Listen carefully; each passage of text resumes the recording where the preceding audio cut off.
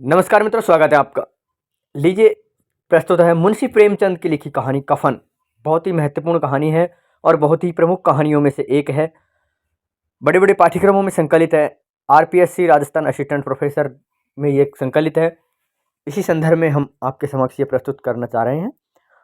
कहानी कफन, मुंशी प्रेमचंद। देखिए, शुरू करते हैं। झोंपड़े के द्वार पर बाप और बेटे दोनों एक बुझे हुए अलाव के सामने चुपचाप बैठे हुए हैं और अंदर बेटे की जवान बीबी बुधिया प्रसव वेदना में पछाड़ खा रही है। रह रहकर उसके मुंह से ऐसी दिल हिला देने वाली आवाज निकलती है कि दोनों कलेजा थाम लेते हैं। जाड़ों की रात थी। प्रकृति सन्नाटे में डूबी हुई थी। सारा गांव अंधकार में लय हो गया। घीसू ने कहा, मालूम होता है बचेगी नहीं। सारा दिन दौड़ते हो गया, जा देख तो आ। माधव चिढ़कर बोला, मरना ही है तो जल्दी मर क्यों नहीं जाती? देखकर क्या करूं? तू बड़ा बेदर्द है बे। साल भर जिसके साथ सुख चैन से रहा, उसी के साथ इतनी बेवफाई। तो मुझे तो उससे तड़फना और हाथ पांव पटकना नहीं देखा जाता। चमारों का कुनबा था और सारे गांव में बदनाम। घीसू एक दिन काम करता तो 3 दिन आराम करता। माधव इतना कामचोर था कि आधा घंटे काम करता तो घंटे भर चिलम पीता। इसीलिए उन्हें कहीं मजदूरी नहीं मिलती। घर में मुट्ठी भर भी अनाज मौजूद हो तो उनके लिए काम करने की कसम थी। जब 2-4 फाके हो जाते तब घीसू पेड़ पर चढ़कर लकड़ियां तोड़ लाता और माधव बाजार से बेच लाता। और जब तक वह पैसे रहते दोनों इधर उधर मारे मारे फिरते। गांव में काम की कमी न थी। किसानों का गांव था। मेहनती आदमी के लिए 50 काम थे, मगर इन दोनों को उसी वक्त बुलाते जब 2 आदमियों से एक का काम पाकर भी संतोष कर लेने के सिवाय और कोई चारा नहीं होता। अगर दोनों साधु होते तो उन्हें संतोष और धैर्य के लिए संयम और नियम की जरूरत बिल्कुल नहीं होती। यह तो इनकी प्रकृति थी। विचित्र जीवन था इनका। घर में मिट्टी के 2-4 बर्तन थे। 2-4 बर्तन के सिवा कोई संपत्ति नहीं। फटे चिथड़ों में अपनी नग्नता को ढांके हुए जिए जाते थे। संसार की चिंताओं से मुक्त, कर्जे में लदे हुए, गालियां भी खाते, मार भी खाते, मगर कोई गम नहीं। दीन इतने की वसूली की बिल्कुल आशा न रहते, पर भी लोग इन्हें कुछ न कुछ कर्ज दे देते। मटर आलू की फसल में दूसरों के खेतों से मटर आलू उखाड़ लाते और भून भून कर खा लेते, या 10-5 ऊख उखाड़ लाते और रात को चूसते। घीसू ने इसी आकाशवृत्ति से 60 साल की उम्र काट दी और माधव भी सपूत बेटे की तरह बाप ही के कदमों पर चल रहा था, बल्कि उसका नाम और भी उजागर कर रहा था। इस वक्त दोनों अलाव के सामने बैठकर आलू भून रहे थे, जो किसी खेत से खोद लाए थे। घीसू की स्त्री का तो बहुत दिन हुए देहांत हो गया। माधव का ब्याह पिछले साल हुआ था। जब से यह औलाद आई थी, उसने इसी खानदान में व्यवस्था की नींव डाली थी और इन दोनों बेगैरतों का दोजख भरती रही थी। इस जब से वह आई, यह दोनों और भी आराम तलब हो गए थे। कुछ अकड़ने भी लगे थे और कोई कार्य करने को बुलाता तो निब्राज भाव से दुगनी मजदूरी मांगते। वह औरत आज प्रसव वेदना से मर रही है और ये दोनों इसी इंतजार में है कि वह मर जाए और तो आराम से सोए। घीसू ने आलू निकालकर छीलते हुए कहा, जाकर देख तो क्या दशा है उसकी। चुड़ैल का फिसाद होगा और क्या। यहाँ तो ओझा भी 1 रुपये मांगता है। माधव को बहता कि वहां वह कोठरी में गया तो घीसू आलूओं का बड़ा भाग साफ कर देगा। बोला, मुझे वहां जाते डर लगता है। डर किसका का है, मैं तो यही हूं। तो तुम ही जाकर देखो ना। मेरी औरत जब मरी थी तो मैं 30 दिन तक उसके पास से हिला तक नहीं, और फिर मुझसे लजाएगी कि नहीं। जिसका मुंह तक नहीं देखा उसका उघड़ा बदन देखूं, उसे तन की भी सुध भी नहीं होगी। मुझे देख लेगी तो खुलकर हाथ पांव भी नहीं पटक सकेगी। मैं सोचता हूँ कोई बाल बच्चा हुआ तो क्या होगा। सौंठ गुड़ तेल कुछ भी तो नहीं है घर में। सब कुछ आ जाएगा, भगवान दे तो। जो लोग अभी 1 पैसा भी नहीं दे रहे हैं, वे कल बुला कर रुपए देंगे। मेरे 9 लड़के हुए, घर में कुछ न था, मगर भगवान से किसी न किसी तरह बेड़ा पार ही लगाया। जिस समाज में रात दिन मेहनत करने वालों की हालत उनकी हालत से बहुत अच्छी न थी, और किसानों के मुकाबले वे लोग जो किसानों की दुर्बलताओं से लाभ उठाना जानते थे, कहीं ज़्यादा संपन्न न थे, वहाँ इस तरह की मनोवृत्ति का पैदा हो जाना कोई अचरज की बात न थी। हम तो कहेंगे कि घींसू किसानों से कहीं ज़्यादा विचारवान था, और किसानों के विचार शून्य समूह से ज़्यादा विचारवान था, और किसानों के विचार समूह शून्य से शामिल होने के बदले बैठकबाजों की कुत्सित मंडलियों में जा मिला था। हाँ, उसमें यह शक्ति न थी कि बैठकबाजों के नियमों और नीति का पालन करना, इसलिए जहाँ उसकी मंडली के और लोग गांव के सरगना और मुखिया बने हुए थे, उस पर सारा गांव उंगली उठाता था, और फिर उसे यह तस्कीन भी तो थी कि अगर वह फटेहाल है तो कम से कम उसे किसानों की सी जी तोड़ मेहनत तो नहीं करनी पड़ती, और उसकी सरलता और निहिरता से दूसरे लोग बेजा फायदा तो नहीं उठाते। दोनों आलू निकाल निकाल कर जलते जलते खाने लगे। कल से कुछ नहीं खाया, इतना सब्र न था कि ठंडा होने दें। कई बार दोनों की जबानें जल गई। छिल जाने पर भी आलू का बाहरी हिस्सा जबान, हलक और तालू को जला देता था, और उस अंगारे को मुंह में रखने से ज़्यादा खैरियत थी इसी में थी कि वह अंदर जा पहुँचे। वहाँ उसे ठंडा करने के लिए काफ़ी सामान थे, इसलिए दोनों जल्द जल्द निकल जाते। हालांकि इस कोशिश में उनकी आंखों से आंसू निकल जाते।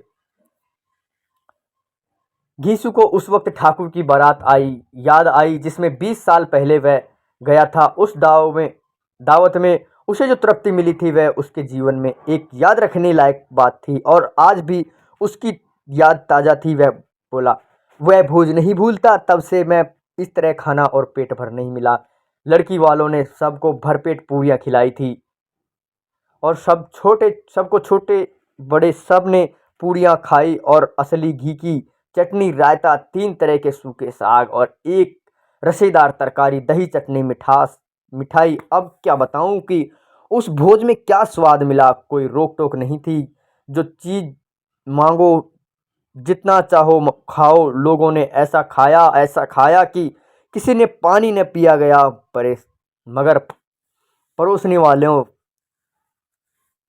मगर परोसने वाले हैं कि पत्तल में गरम गरम गोल गोल सुवासित कचौड़ियाँ डाल देते हैं। मना करते हैं कि नहीं चाहिए, पत्तल पर हाथ रुके हुए हैं, मगर वह है कि दिए जाते हैं। और जब सबने मुंह धो लिया तो पान इलायची भी मिली, मगर मुझे पान लेने की कहाँ सुधि। खड़ा हुआ न जाता था, चटपट जाकर अपने कंबल पर लेट गया। ऐसा दिल दरियाव था वह ठाकुर।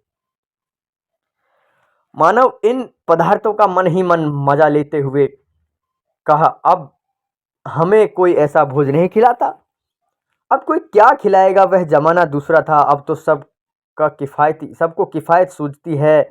शादी ब्याह में मत खर्च करो, क्रियाक्रम में मत खर्च करो, गरीबों का माल बटोरो। बटोर बटोर कर कहाँ रखोगे। बटोरने में तो कमी नहीं है, हाँ खर्च में किफ़ायत सूझती है। तुमने एक 20 एक पूरियाँ खाई होगी। 20 से ज़्यादा खाई थी, मैं 50 खा जाता। 50 से कम मैंने भी नहीं खाई होंगी। अच्छा पका।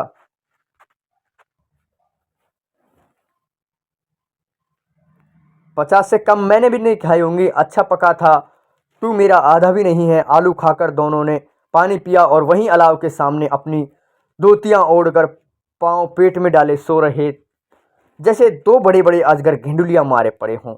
और बुधिया अभी तक करहा रही थी। अब आता है दृश्य 2। सवेरे माधव ने कोठरी में जाकर देखा तो उसकी स्त्री ठंडी हो गई थी। उसके मुंह पर मक्खियां भिनक रही थी, पथराई हुई आंखें ऊपर टंगी हुई थी, सारी देह धूल से लथपथ हो रही थी। उसके पेट में बच्चा मर गया था। माधव भागा हुआ घीसू के पास आया। दोनों जोर जोर से हाय हाय करके छाती पीटने लगे। पड़ोस वालों ने यह रोना धोना सुना तो दौड़े हुए आए, और पुरानी मर्यादा के अनुसार इन अभागों को समझाने लगे। मगर ज्यादा रोने पीटने का अवसर न था। कफन की और लकड़ी की फिक्र करनी थी। घर में तो पैसा इस तरह गायब था जैसे चील के घोंसले से मांस। बाप बेटे रोते हुए गांव के जमींदार के पास गए। वह इन दोनों की सूरत से नफरत करते थे। कई बार इन्हें अपने हाथों पीट चुके थे। चोरी करने के लिए, वादे पर काम पे न आने के लिए पूछा क्या हुआ है बे घिसुआ, रोता क्यों है? अब तो तू कहीं दिखाई भी नहीं देता, मालूम है इस गांव में रहना ही नहीं चाहता। घीसू ने जमीन पर सिर रख कर आंखों में आंसू भरे हुए कहा, सरकार बड़ी विपत्ति में हूँ। माधव की घरवाली रात को गुजर गई। रात भर तड़पती रही सरकार, हम दोनों उसके सिरहाने बैठे रहे, दवा दारू जो कुछ हो सका वह सब कुछ किया, मुदा हमें दगा दे गई। अब कोई एक रोटी देने वाला भी नहीं रहा मालिक, तबाह हो गए, घर उजड़ गया, आपका गुलाम हूँ। अब आपके सिवा कौन उसकी मट्टी लगा पार लगाएगा? हमारे हाथ में तो जो कुछ था वह सब तो दवा दारू में उठ गया। सरकार की ही दया होगी, उसकी मिट्टी उठेगी, इसके सिवा किसके द्वार पर जाऊं? आपके सिवा किसके द्वार पर जाऊं? जमींदार साहब दयालु थे, मगर घीसू पर दया करना काले कंबल पर रंग चढ़ाना था। जी में तो आया, कह दे चल तू दूर हो जा यहाँ से, यों तो बुलाने में भी नहीं आता। आज जब गर्ज पड़ी है तो आकर खुशामद कर रहा है। खुशामद कर रहा है, हरामखोर कहीं का बदमाश। लेकिन यह तो क्रोध या दंडता देने का अवसर न था। जी में कुड़ते हुए 2 रुपए निकालकर फेंक दिए, मगर सांत्वना का एक शब्द भी मुंह से न निकला।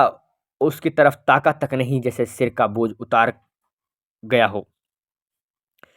जब जमींदार साहब ने 2 रुपए दे दिए तो गांव के बनिए महाजनों को इनकार का साहस कैसे होता? घीसू जमींदार के नाम का ढिंडोरा पीटना जानता था। किसी ने 2 आने दिए, किसी ने 4 आने। 1 घंटे में घीसू के पास 5 रुपए की अच्छी रकम जमा हो गई। कहीं से अनाज मिल गया, कहीं से लकड़ी, और कहीं दोपहर को घीसू माधव बाजार से कपन लाने चले। इधर लोग बांस वांस काटने लगे। गांव की नरम दिल स्त्रियां आ आकर लाश देखती थी, उसकी बेबसी पर 2 बूंद आंसू गिराकर चली जाती। अब देखिए दृश्य 3, ये अंतिम दृश्य है। क्या होता है कफन कहानी में, आगे देखिए। बाजार में पहुंचकर घीसू बोला, लकड़ी तो उसे जलाने भर को मिल गई है, क्यों माधव? माधव बोला, हाँ लकड़ी तो बहुत है, अब कफन चाहिए तो चलो कोई हल्का सा कफन ले ले। हाँ और क्या, लाश उठते उठते रात हो जाएगी, रात को कौन कफन देखता है? कैसा बुरा रिवाज है, जिसे जीते जी तन ढांकने को चिथड़ा भी न मिले, उसे मरने पर कफन चाहिए। कफन लाश के साथ ही जल ही तो जाता है।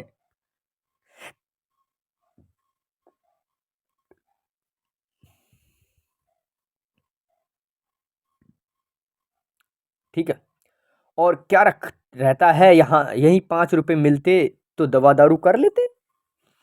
दोनों एक दूसरे के मन की बात ताड़ रहे थे। बाजार में इधर उधर घूमते रहे, इस बजाय बजाज की दुकान पर गए, कभी उस दुकान पर तरह तरह के कपड़े, रेशमी सूते देखे, मगर कुछ जचा नहीं। यहाँ तक कि शाम हो गई, तब दोनों न जाने किस देवी प्रेरणा से एक मधुशाला के सामने जा पहुंचे, और जैसे किसी पूर्व निश्चित व्यवस्था से अंदर चले गए। वहां जरा देर तक दोनों असमंजस में खड़े रहे। फिर घीसू ने गद्दी के सामने जाकर कहा, साहू जी एक बोतल हमें भी देना। उसके बाद चिखौना आया, तली हुई मछली आई, और दोनों बरामदे में बैठकर शांतिपूर्वक पीने लगे। कई कुंजिया तापड़तोड़ पीने के बाद दोनों में सुरूर आ गया। घीसू बोला, कफन लगाने से क्या हो मिलता है, आखिर जल ही तो जाता है, कुछ बहू के साथ तो न जाता। माधव आसमान की तरफ देखकर बोला, मानो देवताओं को अपनी निष्पापता का साक्षी बना रहा हो। दुनिया का दस्तूर है, नहीं लोग भागने को हजारों रुपए क्यों दे देते, कौन देखता है परलोक में मिलता है या नहीं। बड़े आदमियों के पास पैसे हैं, धन है, फूंक दें, हमें हमारे पास फूंकने को क्या है। लेकिन लोगों का जवाब तो दे, क्या दोगे? लोग पूछेंगे नहीं कफन कहाँ है। घीसू हंसा, अभी कह देंगे कि रुपए कमर से खिसक गए, बहुत ढूंढने पर नहीं मिले, लोगों को विश्वास नहीं आएगा, फिर वही रुपए देंगे। माधव भी हंसा इस अनपेक्षित सौभाग्य पर, बोला, बड़ी अच्छी थी बेचारी, मरी तो खूब खिला पिलाकर। आधी बोतल से ज्यादा उड़ गई। घीसू ने 2 सेर पूड़ियां मंगाई, चटनी, अचार, कलेजियां। शराब खाने के सामने ही दुकान थी। माधव लपक कर 2 पत्तलों में सारे सामान ले आया, पूरा 1.5 रुपया खर्च हो गया, सिर्फ थोड़े से पैसे बचे रह गए। दोनों इस वक्त इस सान में बैठे पुड़िया खा रहे थे जैसे जंगल में कोई शेर अपना शिकार उड़ा रहा हो। न कोई जवाबदेही का खौफ था, न बदनामी की फिक्र। इन सब भावनाओं को उन्होंने बहुत पहले ही जीत लिया था। घिसू दार्शनिक भाव से बोला, हमारी आत्मा प्रसन्न हो रही है तो क्या उसे पुण्य न मिलेगा? माधव ने श्रद्धा से सिर झुकाकर तकदीर की जरूरत से जरूर होगी। माधव ने सिर झुकाकर तस्दीक की यानी प्रार्थना की, जरूर से जरूर होगी या हामी भरी तस्दीक को हामी भरना कहते हैं, ठीक है। भगवान तुम अंतर्यामी हो, उसे बैकुंठ ले जाना, बैकुंठ ले जाना। हम दोनों हृदय से आशीर्वाद दे रहे हैं। आज तो भोजन मिला है, वह कभी उम्र भर नहीं मिला। एक क्षण के बाद माधव ने मन में एक शंका जागी। बोला, क्यों दादा, हम लोग भी एक न एक दिन वहां जाएंगे ही। गीशु ने इस भोले भाले सवाल का कुछ उत्तर न दिया। वह परलोक की बातें सोच सोच कर इस आनंद में बाधा न डालना चाहता था। जो वहां हम लोगों से पूछे कि तुमने हमें कफन क्यों नहीं दिया तो क्या कहोगे? कहेंगे तुम्हारा सिर। पूछेगी तो जरूर। तू कैसे जानता है कि उसे कफन नहीं मिलेगा? तू मुझे ऐसा गधा समझता है कि 60 साल क्या दुनिया में घास खोदता रहा हूं? उसे कफन मिलेगा और बहुत अच्छा मिलेगा। माधव को विश्वास न आया। बोला, कौन देगा? रुपए तो तुमने चट कर दिए, वह तो मुझसे पूछेगी। उसकी मांग में तो सिंदूर मैंने डाला था। कौन देगा? बताते क्यों नहीं? वही लोग देंगे जिन्होंने उस अब की दया दिया है। हाँ, अब की बार रुपए हमारे हाथ में आएंगे। जो जो अंधेरा बढ़ता जाता था, सितारों की चमक तेज होती थी, मधुशाला की रौनक भी बढ़ती जाती। कोई गाता था, कोई डींग मारता था, कोई अपने संगी के गले लिपट जाता था, कोई अपने दोस्त के मुंह में कुल्हड़ लगाए देता था। वहां के वातावरण में सुरूर था, हवा में नशा था। लोग कितने तो यहाँ आकर एक चुल्लू में मस्त हो जाते। शराब से ज्यादा यहाँ की हवा उन पर नशा करती थी। जीवन की बाधाएं यहाँ खींच लाती थी और कुछ देर के लिए भूल जाते थे कि वे जीते हैं या मरते हैं, या न जीते हैं न मरते हैं। अब दोनों बाप बेटे अब भी मजे ले लेकर चुस्कियां ले रहे थे। सबकी निगाहें इन दोनों पर और जमी हुई थी। कितने भाग्य के बली थे, पूरी बोतल बीच में है। कितने भाग्य का बली है, पूरी बोतल बीच में है।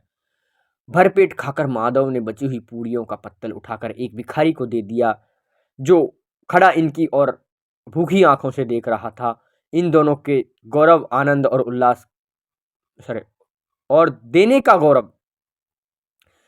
के गौरव, आनंद और उल्लास का अपने जीवन में पहली बार अनुभव किया। गीसू ने कहा, ले जा, खूब खा और आशीर्वाद दे। जिसकी कमाई है वह तो मर गई, मगर तेरा आशीर्वाद उसे जरूर पहुंचेगा। रोए रोए से आशीर्वाद दो, बड़ी गाढ़ी कमाई के पैसे हैं। माधव ने फिर आसमान की ओर देखकर कहा, वह बैकुंठ में जाएगी दादा, वह बैकुंठ की रानी बनेगी। घिसू खड़ा हो गया और जैसे उल्लास की लहरों में तैरता हुआ बोला, बेटा, हाँ बेटा, बैकुंठ में जाएगी। किसी को सताया नहीं, किसी को दबाया नहीं, मरते मरते हमारी जिंदगी की सबसे बड़ी लालसा पूरी कर गई। वह न बैकुंठ जाएगी तो क्या ये मोटे मोटे लोग जाएंगे जो गरीबों को इन दोनों हाथों से लूटते हैं और अपने पाप को धोने के लिए गंगा में नहाते हैं और मंदिरों में जल चढ़ाते हैं? श्रद्धालुता का यह रंग तुरंत ही बदल गया। अस्थिरता नशे की खासियत है और दुख और निराशा का दौर हुआ। माधव बोला, मगर दादा, बेचारी ने जिंदगी में बड़ा दुख भोगा, कितना दुख झेल कर मरी। वह आंखों पर हाथ रखकर रोने लगा, चीखें मारकर। गीसू ने समझाया, क्यों रोता है बेटा, खुश हो गया हो कि वह माया जाल से मुक्त हो गई, जंजाल से मुक्त हो गई। बड़ी भाग्यवान थी, इतनी जल्दी माया मोह के बंधन तोड़ दिए। और दोनों खड़े होकर गाने लगे, ठगनी क्यों नैना झमकावे, ठगनी क्यों नैना झमकावे। पियक्कड़ों की आंखें इनकी ओर लगी हुई थी और यह दोनों अपने दिल में मस्त गाए जाते थे। फिर दोनों नाचने लगे, उछलने भी लगे, कूदे भी, गिरे भी, मटके भी, भाव भी बताए, अभिनय भी किए और आखिर में मस्त होकर वहीं गिर पड़े, यानी कि सो गए और बेहोश हो गए, समझ सकते हैं। तो यहाँ पर समाप्त होती है कहानी आपकी कफन। बहुत ही भावुक कहानी है। कहानी कैसे लगी कमेंट बॉक्स में आप अवश्य बताइएगा। वाचन में अगर कुछ अशुद्धियाँ हुई हैं तो तहे दिल से माफ़ी चाहते हैं। कहानी पढ़ते पढ़ते, वाचन करते करते भाव में भीनित हो जाते हैं, तो इसी कारण से भाव के कारण छोटी मोटी अशुद्धियों पर ध्यान नहीं जा पाता है।